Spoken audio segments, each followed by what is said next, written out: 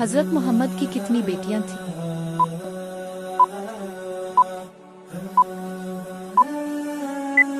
4 बेटियां। हजरत मोहम्मद के वालिद का नाम क्या था?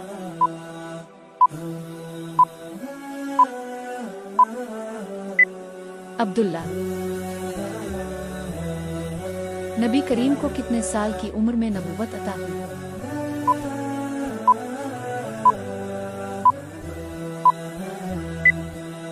40 साल की उम्र में। नबी करीम की कितनी बीवियां थीं?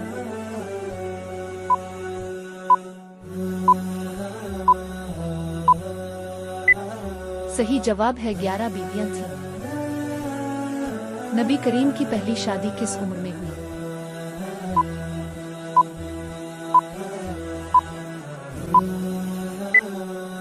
सही जवाब है 25 साल की उम्र में।